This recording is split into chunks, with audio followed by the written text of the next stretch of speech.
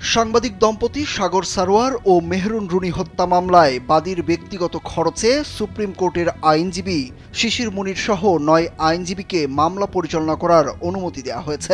মঙ্গলবার ঢাকার অতিরিক্ত প্রধান মহানগর হাকিম মাহবুবুল হক এই অনুমতি দেন। একই সঙ্গে আগামী ১৫ই অক্টোবর মামলার পরবর্তী শুনানির তারিখ নির্ধারণ করা হয়েছে। মামলার বাদী রুনির ভাই নওশের আলী রোমানের আবেদনের পরিপ্রেক্ষিতে আদালত এই আদেশ দেন।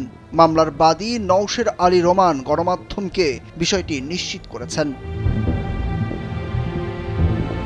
শিশির মুনির ছাড়াও অন্য আইনজীবীরা হলেন অ্যাডভোকেট মুজাহিদুল ইসলাম, মিজানুল হক, মোস্তফা জামাল, আবু রাসেল, মহিউদ্দিন, আব্দুল্লাহ আল ফারুক, ইকবাল হোসেন ও মোস্তাকিন হুসাইন। স্যান্ডেলিনা সো, রূপচর্চায় আভিজাত্য। সোমবার একই আদালতে এই মামলায় রাষ্ট্রপক্ষকে সহযোগিতা করার জন্য ৯ আইনজীবীকে নিয়োগের আবেদন করেন বাদী।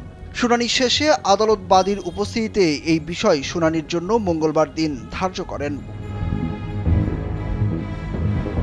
আবেদনে বলা হয়, মামলার ভুক্তভোগী সাংবাদিক দম্পতি সাগর সারোয়ার ও মেহরুন রুনিকে অজ্ঞাত পরিচয়ের আসামিরা ২০১২ সালের ১১ই ফেব্রুয়ারি নিজ বাসায় নৃশংসভাবে হত্যা করে। মামলাটি দীর্ঘ ১২ বছর তদন্ত চলমান থাকলেও কোনো তদন্ত প্রতিবেদন দাখিল করা হয়নি। দীর্ঘদিন অতিবাহিত হওয়ার পরও মামলায় কোনো প্রকার অগ্রগতি নেই।